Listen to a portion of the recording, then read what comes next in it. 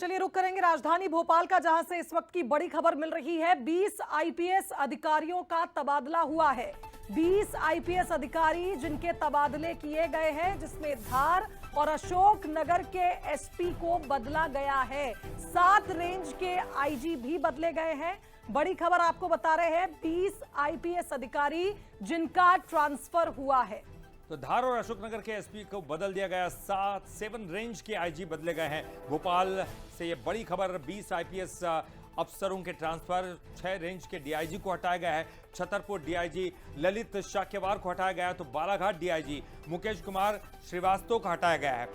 और चलिए ज्यादा जानकारी के लिए बात करेंगे। हमारे साथ हमारे न्यूज हेड शरद द्विवेदी जी जुड़ गए हैं। शरद जी, एक बड़ी प्रशासनिक सर्जरी, इसके पीछे कोई खास बात? देखिए, महत्वपूर्ण बात यह है कि अब हमें प्रशासनिक तबादलों के लिए बिल्कुल उनका इंतजार करना चाहिए, और ये एक उसकी छोटी श्रृंखला के तौर पर आप इसे देखें, क्योंकि आपको याद होगा कि अभी मुख्यमंत्री डॉक्टर मोहन यादव जी ने ये बात कही थी कि कुछ कलेक्टर्स के लिए उन्होंने कहा था, इंदौर का घटनाक्रम था और तमाम घटनाक्रम थे, उन्होंने उनको लेकर एक बात कही थी कि जो ठीक काम करेगा वो ठीक तरीके से अपनी तैनाती को लेकर आगे बढ़ेगा। तो उसमें निश्चित तौर पर जिन जिलों के कलेक्टर्स हैं, जिनके काम अंडर स्कैनर हैं, कहीं ना कहीं उसमें कोई हमें ऐसी चीज दिखती है कि उसको ठीक करना है। तो अगली सूची जो है, बड़ी सूची जिसका हमें इंतजार है, वो है भारतीय प्रशासनिक सेवा, और जिसमें कई जिलों के कलेक्टर्स बदले जाएंगे। इसमें महानगरों के कलेक्टर्स नहीं शामिल हैं, इंदौर, भोपाल या और जो महानगर हैं हमारे, लेकिन कई छोटे जिले जहां परफॉर्मेंस को लेकर सवाल उठे हैं।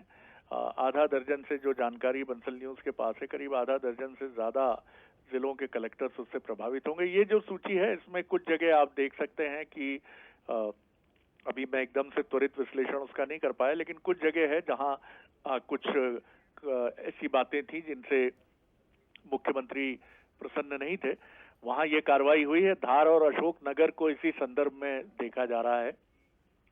6 रेंज के डीआईजी भी बदले गए हैं। तो अब ये एक शुरुआत है।